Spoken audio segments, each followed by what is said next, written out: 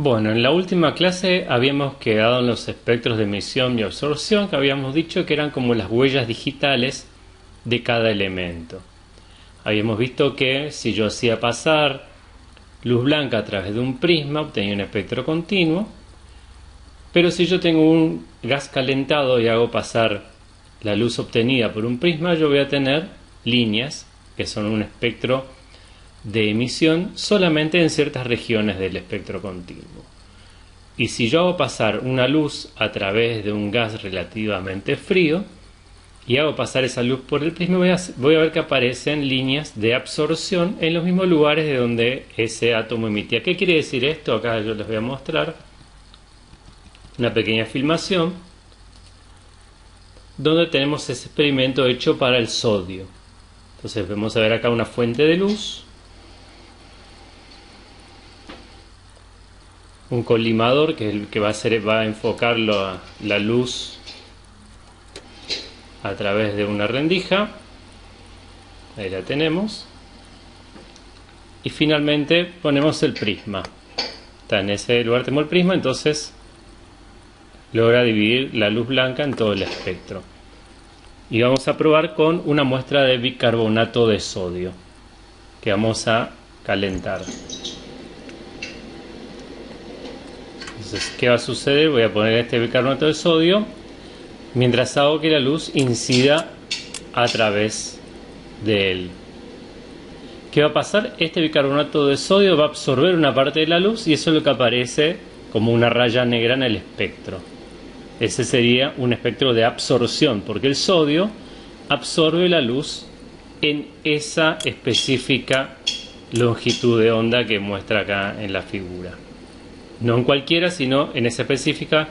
Es más, el sodio, si uno logra hacerlo bien a esto, va a ver que tiene dos líneas, porque refleja su estructura interna. Y eso es lo que vamos a ver ahora con, como decía en el capítulo de Los Simpson, el aburrido mundo de Niels Bohr, The Boring World of Niels Bohr. Niels Bohr planteó una forma de explicar estos espectros de emisión que tenían que ver con la estructura del átomo, lo que hoy se conoce como el átomo de Bohr, y que es casi la imagen que nosotros tenemos del átomo en nuestras cabezas, es la más sencilla de poder trabajar y que nos va a ser bastante útil. Bohr lo que hizo para tratar de explicar estas líneas en el átomo de hidrógeno es suponer que las órbitas permitidas de un electrón estaban cuantizadas, así como la energía estaba cuantizada según la teoría de Planck. También las órbitas que estaban permitidas a un electrón estaban cuantizadas. ¿Qué quiere decir esto? Que no pueden ser cualesquiera órbitas, no puede estar en cualquier lugar del átomo del electrón, sino que tiene que estar en determinados lugares. Y decía que cuando un átomo emite radiación es porque un electrón cae desde una órbita de mayor energía a una órbita de menor energía, y al revés. Cuando absorbe energía es porque hace pasar de una órbita de menor energía a una de mayor energía, y absorbe la cantidad exacta de energía que necesita para pasar de una órbita a otra, no más ni menos, sino solamente esa cantidad que es cuantizada. Y también desarrolló una ecuación que, como es costumbre, no vamos a mirar demasiado estos valores, que dice que la energía de un electrón en un átomo de hidrógeno es igual a menos la constante de Rydberg, que es este valor que está acá, olvídenselo inmediatamente, es 2,18 por 10 a la menos 18 Joule, multiplicado por 1 dividido n al cuadrado. Y lo importante de acá es esta n.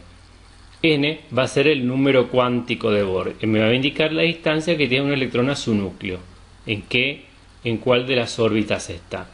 Y vamos a ver que en esta ecuación, mientras más lejos esté del núcleo, este valor se va a hacer cada vez más grande y muy rápidamente más grande porque está elevado al cuadrado, y en definitiva la energía va a ser menos negativa. Al ser menos negativa quiere decir que tiene mayor energía. Y esta sería la representación de esas órbitas atómicas según la teoría de Bohr. Vamos a tener el núcleo atómico, el protón y el neutrón, y a su alrededor distintas órbitas permitidas. ¿Qué quiere decir permitidas? Que un electrón puede ir por la órbita n igual a 1, por la órbita n igual a 2, por la órbita n igual a 3, o cualquiera de ellas, pero nunca puede estar entre las órbitas. La ubicación de este electrón está cuantizada. Y para pasar de una órbita a otra necesita energía en esta longitud de onda que vemos acá. Entonces, por ejemplo, para pasar del nivel 1 al nivel 2 necesita un cuanto de energía de 122 nanómetros.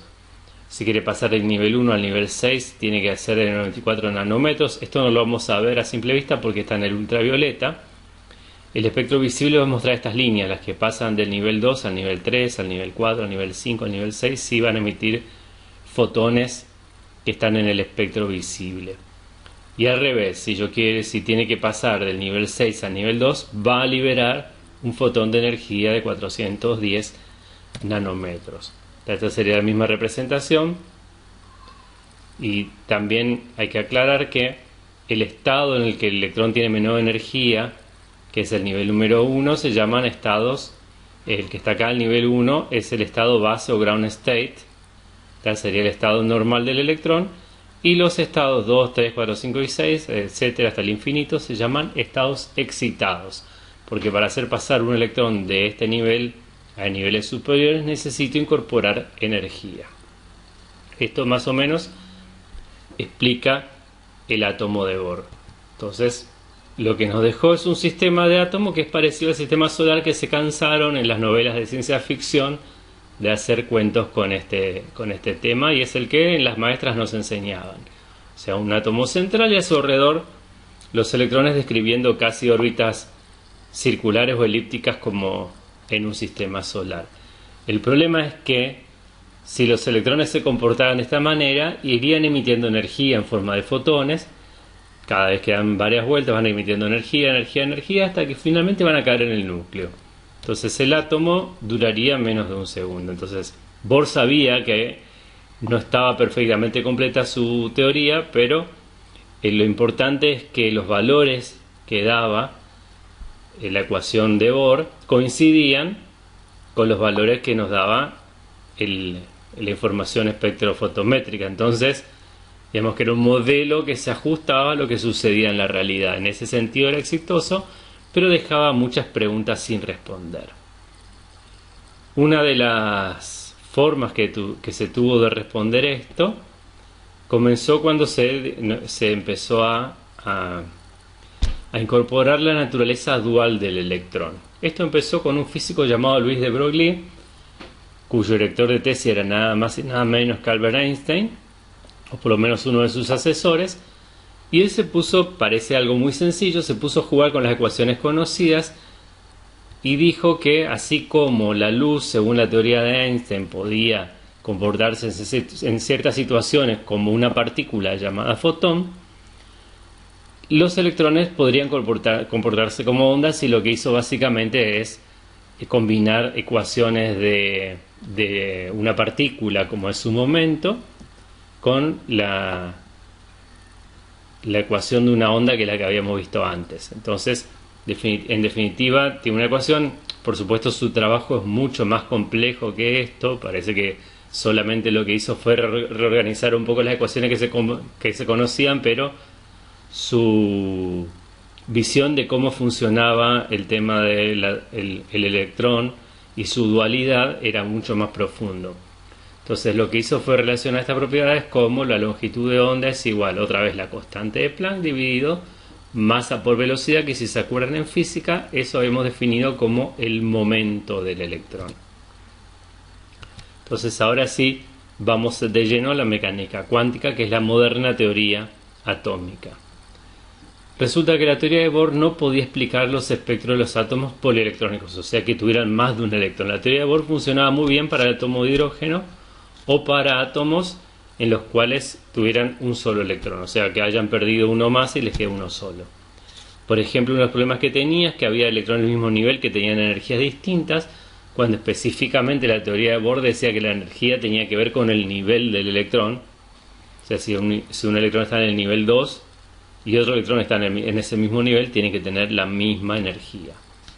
Y otro problema era esta situación de que, bueno, el electrón se comporta como una onda, y esto hace que su órbita esté cuantizada por una propiedad que tienen las ondas. Perfecto, hasta ahí. Ahora, ¿dónde está esa onda? ¿En qué lugar la podemos ubicar? Porque una partícula es muy fácil de decir está en un lugar determinado, una onda cambia la situación.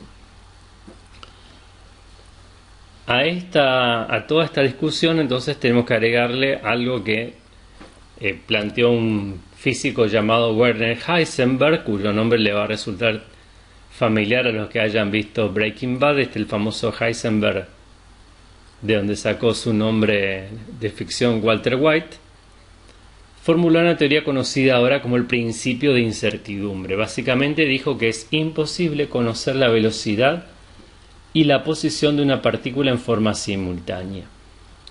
O sea que, en definitiva, uno puede conocer con precisión, ¿no es cierto? Cuando estamos hablando de conocerlas con precisión, uno puede saber perfectamente qué velocidad tiene una partícula, o puede saber con la precisión que uno quiera dónde está, pero no puede obtener la misma precisión para las dos medidas.